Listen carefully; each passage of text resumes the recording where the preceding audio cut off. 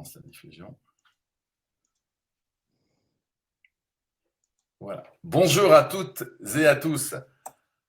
Alors, au nom d'Orion Santé, je vous souhaite la bienvenue. Je suis Emmanuel Nebois, formateur chez Orion Santé et infirmier libéral. Et aujourd'hui, j'ai la chance d'être accompagné par deux de mes collègues que je vais vous présenter. Alors, en coprésentation, nous avons la chance d'avoir Sandra Soukia, qui est ici. Bonjour Sandra. Bonjour Emmanuel, bonjour à tous. Donc Sandra qui est infirmière libérale, formatrice chez Orion Santé et infirmière de pratique avancée. Pour la modération de ce webinaire, Christine Fraisse, que vous connaissez déjà, responsable de l'équipe pédagogique, qui va recueillir vos questions et qui nous les posera à la fin de ce webinaire. Donc, elle est là à l'antenne. Bonjour Christine. Alors, bonjour Emmanuel, bonjour Sandra et bonjour à tous. En effet, je suis là pour vous accompagner dans le chat. Je récupère toutes vos questions et je les pose à Emmanuel et Sandra sur les 10 minutes qu'il nous restera à la fin de la présentation. Donc, je m'éclipse et je vous laisse avec eux. Merci Christine, à tout à l'heure. Merci. Alors, ce webinaire vraiment, alors pour le coup, au cœur de l'actualité brûlante de notre profession, consacré à l'avenant 8 à notre convention nationale de 2007. Alors, au programme du webinaire, c'est très simple. Nous allons voir, la grande partie va être consacrée à la poursuite du déploiement du bilan de soins infirmiers, le fameux BSI. Nous verrons ensemble les nouvelles modalités ainsi que le calendrier. À la fin, l'avenant 8 parle de la pratique avancée et de la télésanté. Nous allons voir quelles ont été les mesures qui vont être prises, ainsi que concernant les indemnités kilométriques, les accords locaux qui pourront être passés entre certaines infirmières libérales et leur CPAM. Et nous terminerons ce webinaire par le moment des questions et des réponses. Alors, BSI, poursuite du déploiement. Alors, je vais essayer de parler doucement et soyez attentifs et attentives. Alors, un petit rappel. L'avenant numéro 6, publié au JO en juin 2019, qui a commencé de se dérouler au 1er décembre 2019 et dont les dernières mesures vont arriver en janvier 2022. Je ne vais pas vous le détailler ici, ce n'est pas le moment. Enfin, cet avenant 6, et on peut le dire, représentait un tournant révolutionnaire pour notre profession, avec des actes revalorisés, des créations d'actes, et bien sûr, au centre de cet avenant 6, l'article 12 du chapitre 1 de la NGAP, c'est-à-dire le BSI, évolution majeure de la prise en charge de nos patients dépendants. Alors, mise en place de ce BSI, de cet article 12, mais une mise en place progressive qui était prévue. Alors, Sandra, est-ce que tu peux nous rappeler quel était le calendrier, le timing initial? Oui, Emmanuel, effectivement, il y avait un planning de base pour le BSI.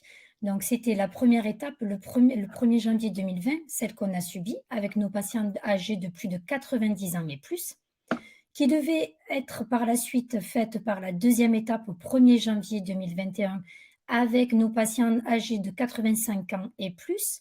Troisième étape était prévue pour le 1er janvier 2022 pour les patients âgés de 78 ans et plus, pour finir au 1er janvier 2023 avec la généralisation de nos patients dépendants. Mais finalement, fin 2020, déclenchement de la clause de revoyure. Nos partenaires conventionnés ont déclenché cette clause. Dans un premier temps, pourquoi ? 10% supplémentaires de l'enveloppe qui était prévue. Ce qui a fait qu'on a repoussé la phase 2. Pourquoi elle a été repoussée ? Parce que nos syndicats et nos partenaires conventionnés ont pris le temps pour discuter des mesures à mettre en place pour la poursuite de ce déploiement. En concertation, ensemble, ils ont décidé de repousser cette phase. Emmanuel ? Alors, oui, alors, en effet. Donc, en 2021, des concertations entre vos syndicats représentatifs et les partenaires conventionnels ont eu lieu pour aboutir finalement au 9 novembre dernier, il n'y a pas longtemps, à la signature de cet avenant. Alors tout de suite, je vous précise, l'avenant a été signé et nous attendons sa parution au journal officiel, mais ça devrait être une formalité. Alors maintenant, écoutez bien. Au 1er janvier 2022, c'est-à-dire quasiment dans un mois, vos DSI, ou alors les ententes préalables, car je sais que certaines collègues font encore des EP, c'est pas grave, voilà, eh ben, seront remplacés par une réalisation du BSI. Donc je répète, à partir du 1er janvier 2022, remplissage du BSI pour tous vos patients dépendants, quel que soit leur âge et quelle que soit leur dépendance, que la dépendance soit temporaire ou définitive. Ce qui signifie que vos DSI en cours ne seront pas renouvelés. Alors, si vous faites une DSI fin décembre 2021, ok, elle sera valable 3 mois, mais elle ne sera plus renouvelée. Ce qui nous amène à la fin du premier trimestre 2022, en 1er avril 2022, plus aucune DSI ou entente préalable ne sera réalisée. OK? Alors, Sandra, peux-tu nous parler des nouveautés et du nouveau calendrier? Alors déjà, dans un premier temps, il faut savoir que nos partenaires conventionnés ont voulu vraiment évaluer le passage des AIS en forfait BSI. C'est pour ça que dans un premier temps, tous nos patients des moins de 90 ans, on va continuer de les facturer en AIS 3. Donc, comme disait Emmanuel, on fait un BSI pour tous nos patients dépendants, mais pour les patients de moins de 90 ans, sur le dernier volet de facturation au BSI, on aura le choix de valider les AIS 3 comme on le faisait auparavant. Tout ça pourquoi? Pour permettre d'évaluer mois par mois la montée en charge du forfait BSI. Donc, ils vont surveiller les chiffres mois par mois afin de valider cette montée en charge et pouvoir ensuite passer à la deuxième phase. Par contre, j'attire votre attention à partir du 30 novembre, c'est-à-dire demain soir. Tous les collègues qui facturaient encore en AIS et les patients de plus de 90 ans, les AIS seront systématiquement rejetés. Donc, obligation pour ces patients-là de faire le BSI et de facturer un forfait BSI. Ok, merci Sandra. Avec Je me plaisir. permets, je reformule, hein. C'est quand même des grosses informations. À partir du 1er janvier 2022, BSI pour tous vos patients dépendants. Ok. Très important, ceux qui ne sont pas encore mis au BSI, et je sais, j'en rencontre en formation parfois, voilà. Maintenant, ça va s'arrêter. Pour les patients de plus de 90 ans, vos AIS seront rejetés dès le 1er décembre, après-demain. Le calendrier à présent. Sandra. On continue donc du coup avec le nouveau calendrier BSI. C'est-à-dire septembre 2022, le BSI sera étendu pour les patients de plus de 85 ans et plus. Donc, ils étaient facturés avant septembre 2022 en AIS sur le portail BSI et ils passeront en forfait BSI à partir de septembre 2022. Pour finir sur la troisième phase, qui sera la généralisation de tous nos patients dépendants pour avril 2023. Du coup, on peut s'apercevoir que la phase des patients de plus de 78 ans a sauté et qu'on a du coup cette généralisation qui devait arriver en janvier 2023 arrivera normalement en avril 2023. Ok, merci Sandra. Alors, est-ce que tout le monde a suivi? D'ici un mois, BSI pour tout le monde, d'accord?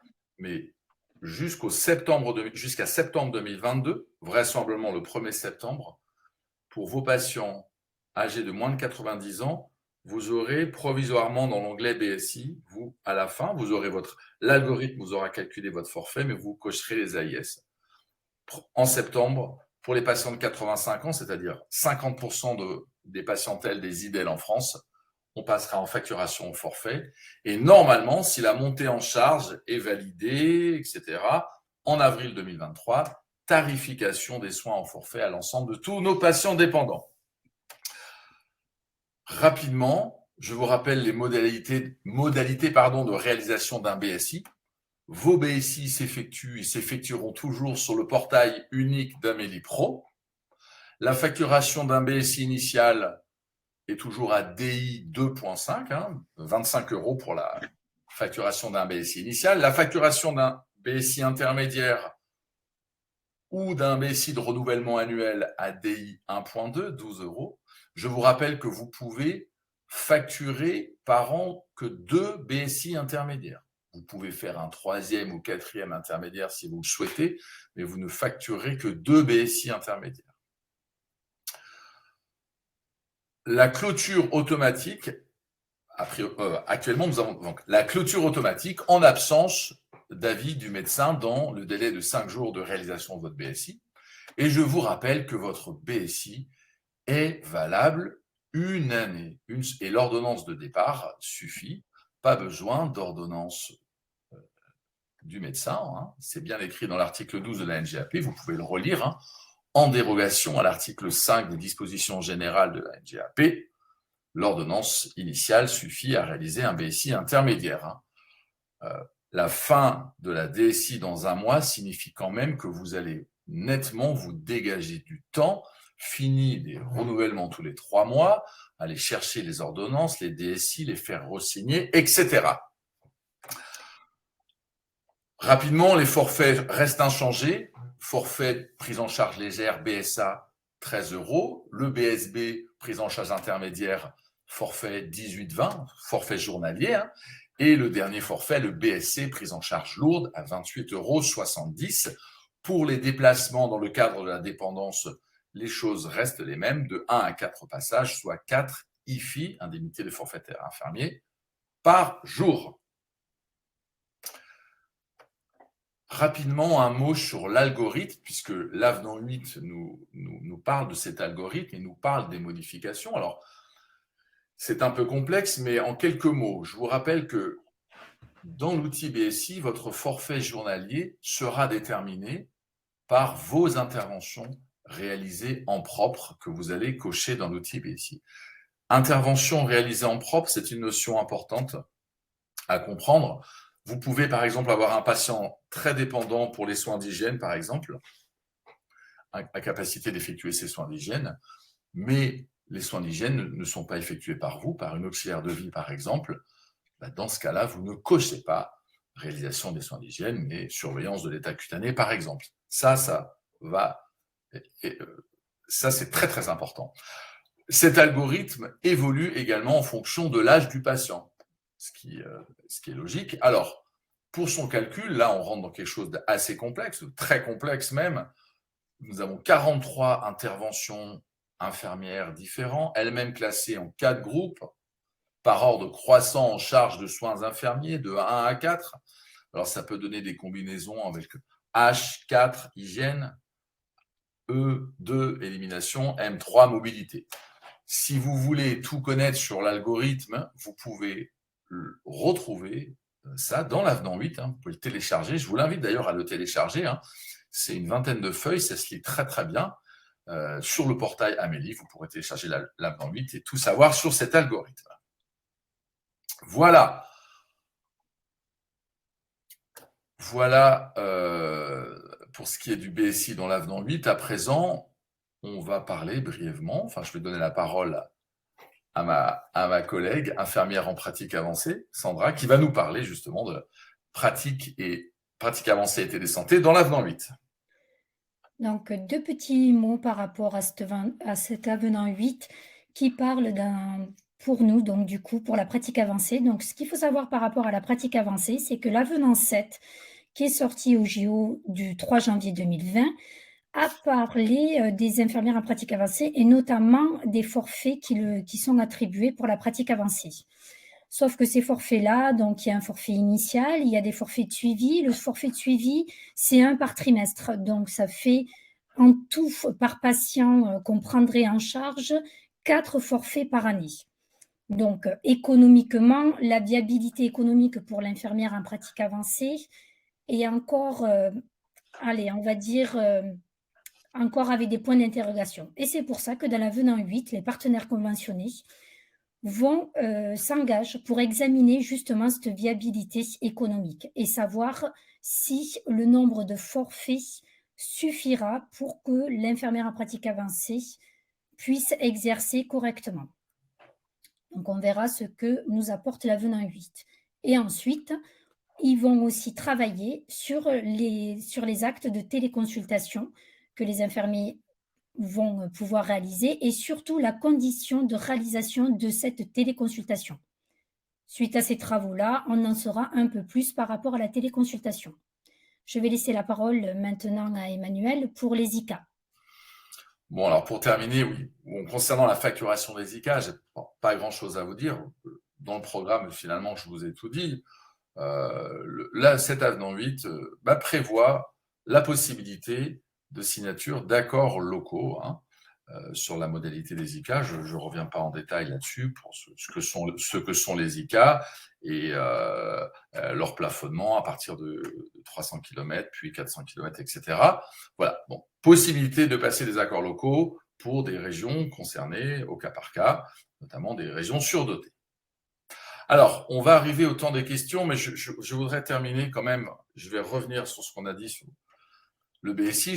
Je peux comprendre que pour certains ou certaines d'entre vous, cette décision du déploiement de l'avenant 8 et cette généralisation dans un mois peut être un peu anxiogène. On était parti, c'est vrai, en début 2020 sur un rythme un petit peu, une introduction progressive, parce que les patients de 90 ans, ça représentait certes nos patients les plus lourds, mais que 25% de nos patientèles. Et là, tout d'un coup, bouleversement. Alors, écoutez, il faut pas paniquer. Moi, je vous invite par contre, je vous encourage vivement à vous former à ce BSI, de choisir une formation. Et Orion Santé vous propose, alors pour le coup, un panel de formations. Nous avons 5 solutions à vous proposer. Des formations en présentiel de 2 jours, une formation en présentiel de 1 jour, une classe virtuelle de 2 jours, une classe virtuelle de 1 jour et bien sûr le parcours e-learning BSI si vous n'avez pas la possibilité de vous déplacer ou de suivre une classe virtuelle. Voilà, nous sommes arrivés au moment des questions-réponses. J'imagine qu'il y a pas mal de questions et nous attendons Christine qui va arriver. Alors, me voici. Alors, effectivement, il y a beaucoup de questions. Alors, donc le BSI remplace DSI, DAP et EP. Alors, je pense que ça, vous pouvez juste y répondre rapidement en quoi le BSI va changer effectivement les choses.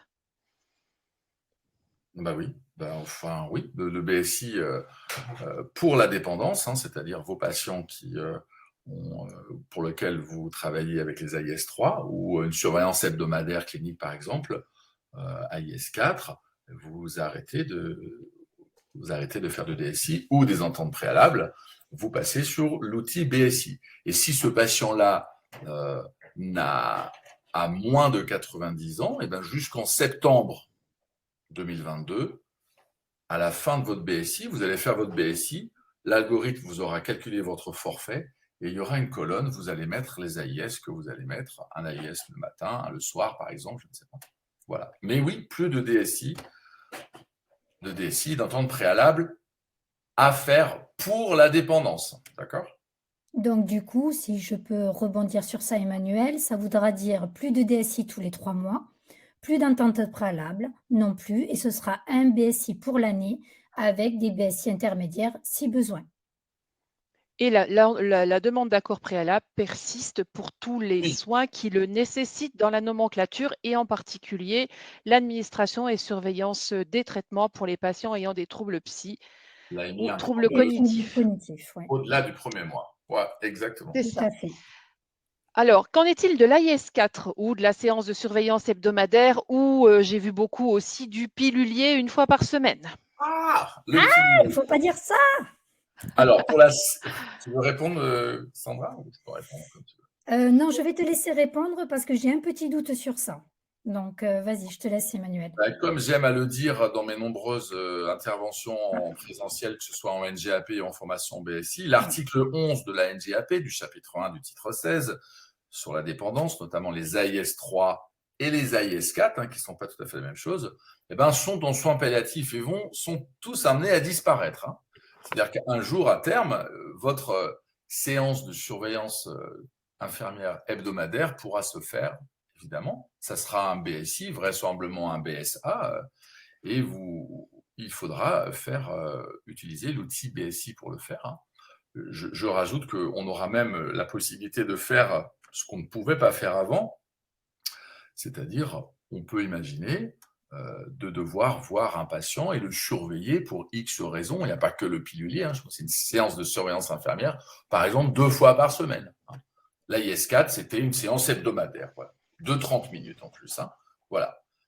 Mais il est vrai que pour l'instant, si vous avez à faire une surveillance hebdomadaire l'année prochaine, en début d'année, pour un patient qui n'a pas encore, qui a moins de 90 ans, la demande se fera sur l'outil BSI, et puis vous cocherez un AIS4 par semaine. Est-ce que j'ai répondu à la question? Alors, je pense que oui. On me demandait également si les déplacements se factureraient toujours avec les AIS en IFD et que juste les patients en forfait auront l'IFI. Alors, je peux répondre. Sandra, tu veux répondre? Oui, alors, ça, voilà, l'IFI est toujours lié à la dépendance à un BSI. Donc, si vous avez un forfait, vous avez forcément un IFI. On a créé l'IFI, pour plusieurs raisons, mais pour pouvoir justement se mettre un déplacement seul sur une ligne. Par exemple, vous pouvez avoir un BSA plus IFI le matin et un passage le soir, juste mettre un IFI. Or, on ne pouvait pas mettre un IFD tout seul. Donc oui, l'IFD appartient encore à l'ancien monde. Il y aura toujours les IFD avec les AMI, ils ne vont pas disparaître. Avec vos AIS3, vous aurez toujours des IFD. Et avec vos BSI, on switchera sur la lettre IFI. OK. OK. Est-ce que le rejet des DSI est soumis à la parution du journal officiel de l'avenant 8, nous demande Olivier. Olivier, il fait de la résistance, il ne veut pas faire de BSI. Alors, là, cette communication sur le rejet des AIS3 à partir du 30 novembre, ce n'est pas marqué dans l'avenant 8, c'est un mail de Amélie qui date de moins d'une semaine. Donc, si c'est un mail de Amélie, Olivier, je peux te dire avec pas mal d'assurance que oui, je pense que c'est effectif et ce n'est pas soumis à la parution au JO. C'est-à-dire que le rejet sera effectif à partir du 1er décembre. Le JO viendra juste valider l'avenant 8. Voilà. C'est tout. Tout à fait, oui. Que doit mentionner l'ordonnance du médecin? Je pense que c'était pour le BSI et j'avais de nouveau une question par rapport, même si tu l'as dit Manu, je crois, que les BSI intermédiaires ne nécessitaient pas de prescription nouvelle. Oui. Mais voilà, juste que doit marquer le médecin pour une prescription de BSI? Alors, la prescription que le médecin doit mettre pour une prescription BSI, c'est tout simplement la prescription de soins infirmiers pour personnes dépendantes. La phrase « soins infirmiers dans le cadre de la dépendance » suffit. Pas la peine d'avoir 2 nombres de passages matin et soir. OK. Pas la Ou de peine d'avoir détailler les soins dimanche, jour qu'on férié. apportera à ce patient. Soins infirmiers dans le cadre de la dépendance. Et ce qui est assez extraordinaire pour ceux qui ont du mal à voir l'avancée quand même phénoménale pour notre profession, c'est-à-dire que vous vous rendez compte, cette ordonnance initiale, soins infirmiers dans le cadre de la dépendance, va vous permettre de faire un BSI initial par exemple, un passage tous les matins, et votre patient se dégrade et suite à une hospitalisation va revenir très dégradé, vous allez devoir passer 2 fois, etc. Vous restez sur l'ordonnance de départ, c'est l'infirmière en dérogation à l'article 5 des dispositions générales qui ouvre Amélie et qui va rajouter les croix, etc., va rajouter un IFI, etc., et va renvoyer la synthèse au médecin pour attendre un avis du médecin. Un avis, on est en notion d'avis, on n'est plus en notion d'accord. C'est un des petits détails, mais ce sont des détails vraiment très importants. Voilà. Alors, une question de Bruno également. Le BSI fait avant et payé en AIS 3, donc on a ce contexte-là. Faut-il faire un nouveau BSI ou le changement se fera tout seul pour passer en partir de septembre 2022? En fait, je suppose que c'est ça la question. C'est qu'un patient de 85 ans, entre 85 et 90 ans, à qui on a fait un BSI en janvier, mais qui, à partir de septembre, sera payé en forfait, la prise en charge sera en forfait. Est-ce qu'il faut refaire le BSI ou est-ce que ça se fera automatiquement? Alors, on n'a pas la réponse dans le texte. Pour moi, il faudra faire un forfait intermédiaire, enfin un bilan intermédiaire, je pense. Oui, mais je suis même pas sûr, Bruno. Je sais pas. Là, j'avoue que on avance tous ensemble vers quelque chose vers l'inconnu. Hein. Moi, j'imagine que ça va switcher directement. Amélie aura connaissance de ton forfait et puis bon. D'ici là, je pense qu'il y aura des communications d'Amélie. Hein. Je sont quand même engagés à regarder ça de très très près, à faire des évaluations au mois, etc. Donc, on vous tiendra au courant, évidemment. Hein. Et on n'hésitera pas à refaire un webinaire d'information à l'approche de septembre 2002 si cette échéance est maintenue comme prévu. Alors, une question un peu plus concrète par rapport à la prise en charge. Donc, patiente de 92 ans avec toilette le matin, distribution de traitement pour troubles cognitifs 3 fois par jour, BSI le matin et AMI 1,2 midi et soir, point d'interrogation. Non, pas du tout. Alors, si je peux me permettre, donc tu interviens pour une toilette et une distribution de médicaments sur des troubles cognitifs, c'est que ton patient, il est dépendant. Donc, la dépendance veut dire que tu prends en globalité la dépendance de ton patient. Donc, c'est forcément un BSI avec de l'éducation et de la pathologie chronique du trouble cognitif, de la prise en charge d'hygiène, et qui va faire 3 passages par jour s'il faut se déplacer 3 passages pour la dépendance. Tu es d'accord, Manu, avec ça? Oui, j'en parle souvent, c'est très compliqué. Mais oui, a priori, la logique voudrait que tu aies un forfait jour et tu passes en 3 IFI. Hein. Faut bien comprendre ce que c'est. On a à présent la possibilité d'avoir plusieurs possibles, là où avant, il n'y avait qu'un possible, voire rien de possible. Hein. Donc, il faut bien comprendre et lire. C'est pour ça, venez en formation BSI pour ceux qui ne l'ont pas fait encore, comprendre ce que c'est la dépendance.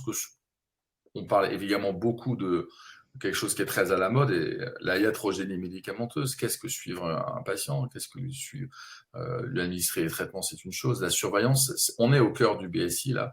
Le BSI dans les soins thérapeutiques. On parle de la prise en charge globale par rapport aux médicaments, préparation d'un pilulier, c'est des mots qu'on trouve dans le BSI, gestion d'un stock, etc.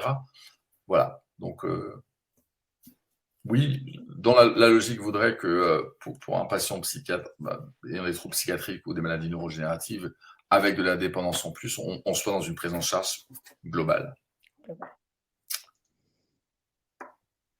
Alors, je suis en train de parcourir vos derniers messages.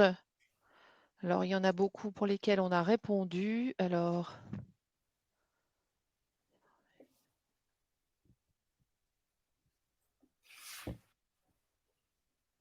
BSI pour 1 an, même pour les moins de 90 ans, ben voilà, on y a répondu. Oui.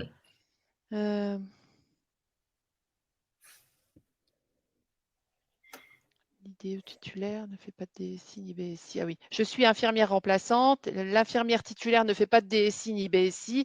Or, je facture des AIS 3 et AIS 4 pour des piluliers. Que dois-je faire à partir du 1er décembre 2021? Tu dois trouver un autre cabinet pour travailler. Non, c'est une blague. Alors, oui, alors, elle fait aucune DSI, aucune EP, rien, et elle facture des AIS et des AIS 4.